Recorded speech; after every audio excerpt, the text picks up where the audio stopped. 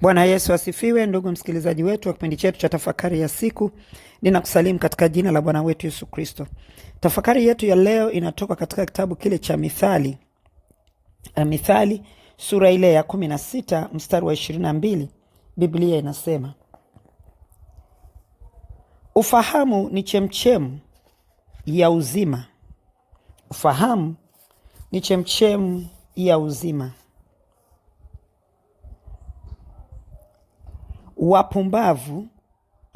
Bali kufundishwa kwa wapumbavu ni upuuzi wao.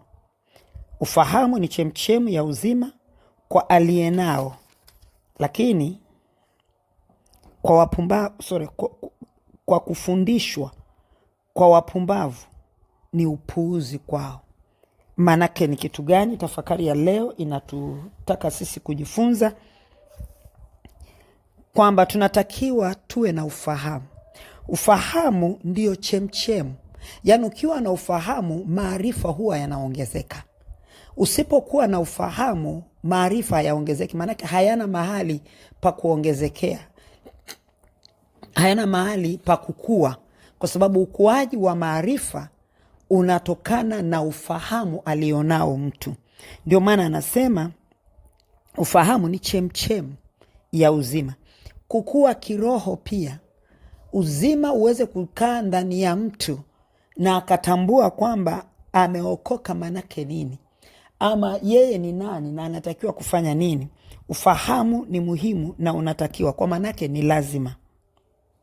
Ufahamu ndipo sasa uzima kwa mtu huyu unaweza ukaishi, yani uzima ukawa unaonekana, yani matunda ya wokovu yakaonekana kupitia uzima utakaoonekana kwa mtu huyu. Manake atakuwa hai katika maisha ya wokovu na maisha, namna ya kufanya vitu vyake, namna ya kumwamini Mungu, namna ya kutembea na Mungu.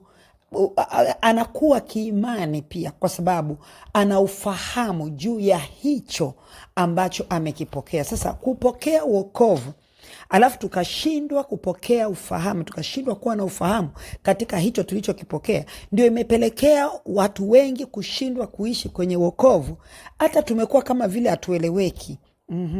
Yani tumekuwa wahangaikaji wakubwa waliopoteza dira. Kuhangaika sawa, unaweza kuwa unahangaika kimaisha katika kutafuta fedha, kufanya hivi na vile, lakini tunahangaika kupitiliza kiasi ambacho tunapoteza ile maana halisi ya wokovu. Lakini endapo mtu anakuwa na ufahamu, basi kuna njia nyingi sana huwa zinafunguka, kwa sababu ufahamu humuingiza mtu mahali, kwa sababu pale ndio penye ile chemchemu. Kwa hiyo chemchemu inapokuwa inaibua vitu ambavyo vinakupa wewe kujua namna gani ya kuishi. Leo hii kuna mtu aliyeokoka alafu hajui anaishije kwenye wokovu. Kwa nini? Kwa sababu hana ufahamu. Lakini ufahamu na ile chemchemu iliyoko ndio inaenda ikifumua, ikitifua, ikichochea, ndipo mtu anafahamu. Siku hadi siku mtu anaweza akaendelea katika kukua kiroho, kwa sababu hata anapolipokea neno, Roho Mtakatifu ni rahisi kulichambua zaidi kwa mtu huyu kutokana na ufahamu ulioko ndani. Lakini kukosa ufahamu, manake ni kwamba hata hicho ulichopewa pia ama utakachofundishwa hakiwezi kukaa, hakiwezi kusimama, hakiwezi kufanya kitu, kwa sababu kinahitaji ufahamu wako. Kupokea mafundisho sio ishu wewe unafahamu nini, unaufahamu, ndipo kile kinachoingizwa ndani yako kupitia mafundisho uweze kutambua namna gani ya, yani kuchambua, kupembua, kuona nikae nacho vipi, inakaa vipi. Hiyo sasa ni ufahamu.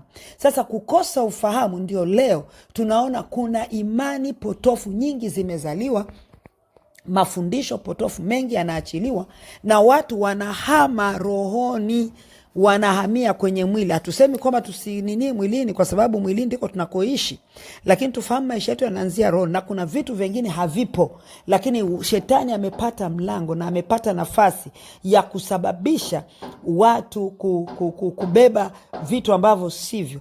Kwa mfano, hivi kweli unaweza, sijui, lakini Mungu anisaidie mimi alafu akusaidie na wewe. Kuna vitu vingi ambavyo tunaingia kukataza watu, ama mtu anasema kwamba nimefunuliwa hiki.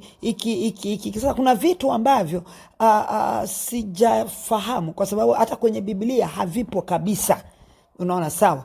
Tunajua kabisa kwamba kuna neno ambalo limeandikwa kwenye Biblia kama maandiko, lakini kuna yale mafunuo ambayo Bwana anafunua. Lakini sasa ufahamu, mafunuo pasipo ufahamu ni upotofu.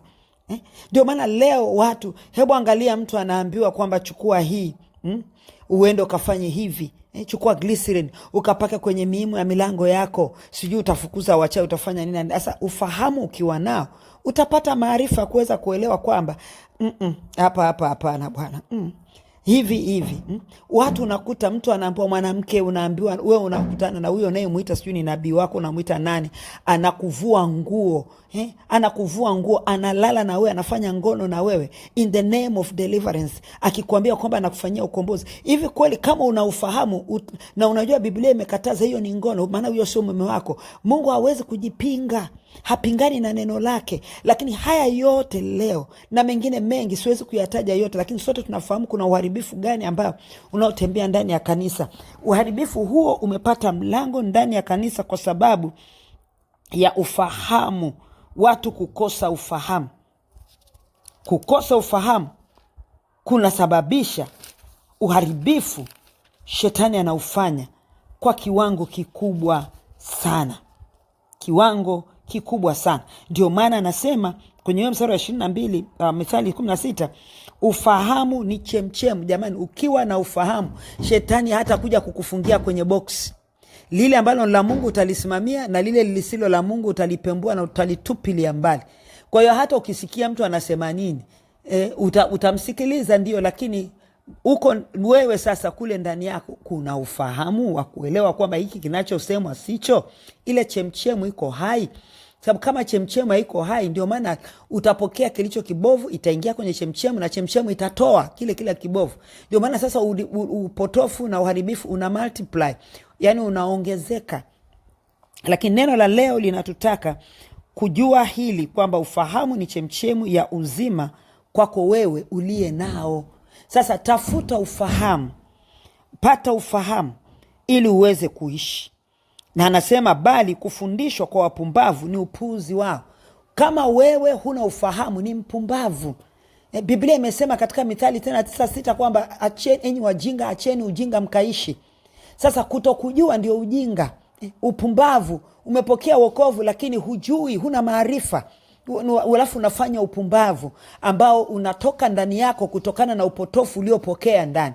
Ndio maana tunafanya vitu ambavyo ni vya ajabu, lakini Mungu atusaidie. Na tafakari yetu ya leo, hebu kajitafakari, ulishapokea nini wewe? Na uko kwenye fungu gani? La mwenye ufahamu ama la mpumbavu? Kama uko kwenye fungu la mpumbavu, ondoka huko haraka sana, kwa sababu kuna neno ama kuna maneno, kuna jinsi ambavyo uliharibiwa. Bwana tusaidie. Bwana Yesu, tunajiweka wakfu mikononi mwako. Tunaomba ukatusimamishe, ukatupe neema ya kuweza kusimama imara katika wokovu, katika jina la Yesu Kristo wa Nazareth. Katika ule muda tumeishi katika upumbavu, Bwana tusamee na ukaturehemu na ukatupe neema ya kuweza kusimama tena kwa upya, kwa jina la Yesu Kristo wa Nazareth nimeomba na kushukuru, amen.